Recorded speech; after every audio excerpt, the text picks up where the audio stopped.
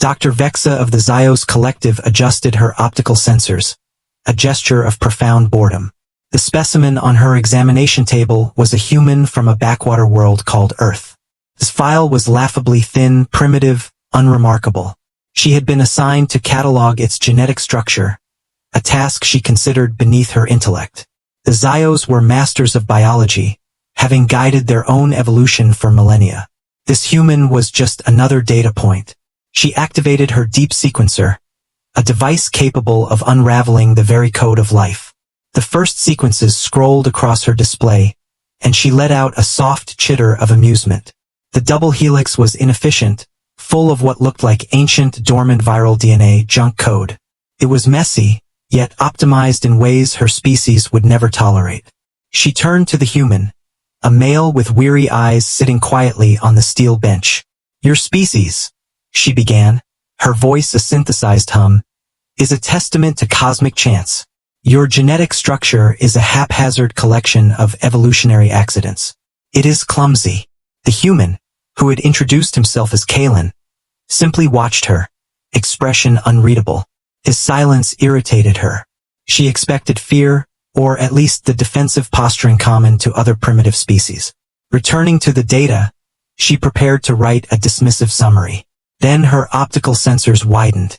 A secondary sequence resolved on her screen. It was buried deep within the junk DNA she had mocked.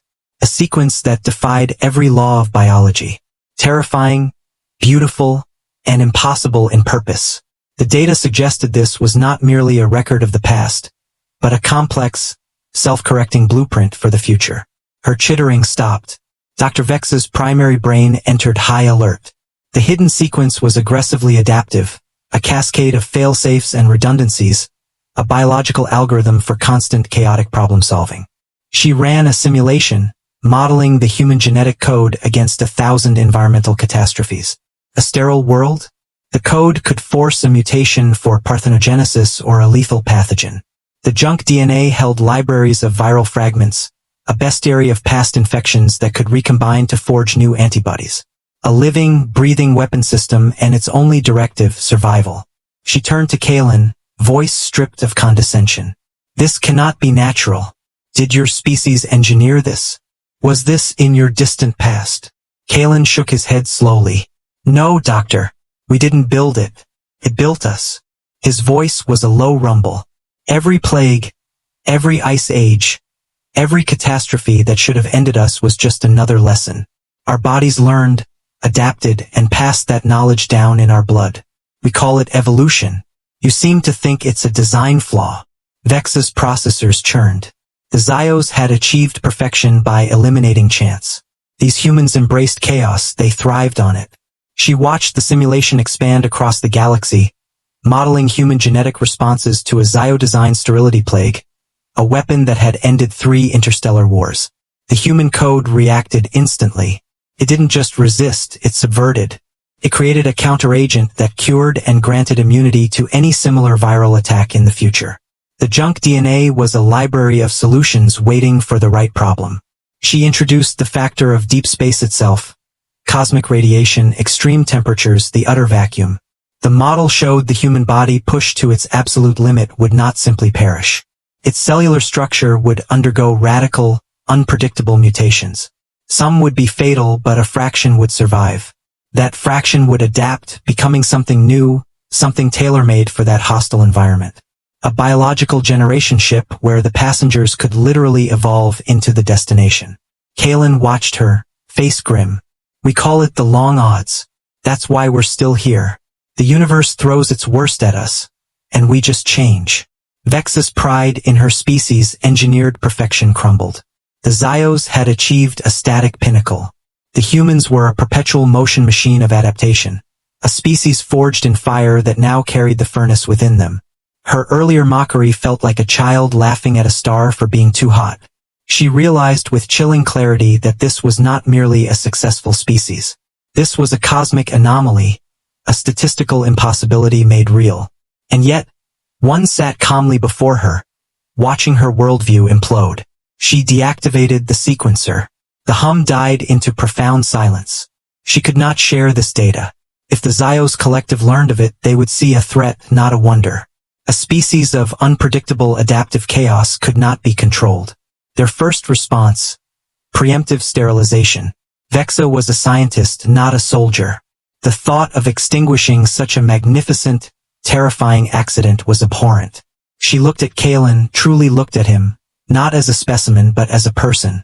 She saw the subtle asymmetry of his features, a faint scar on his hand, the quiet vigilance in his eyes, marks of a life lived in a world that offered no guarantees. "Your existence," she whispered, "is an affront to logic. Every model says your kind should have fractured into 1,000 dead ends long ago. You are a biological paradox." Kalin offered a small, knowing smile. "Get that a lot. The universe keeps trying to file us under impossible, but we keep showing up for work anyway." He leaned forward. "So what happens now, Doctor? Do you file your report?"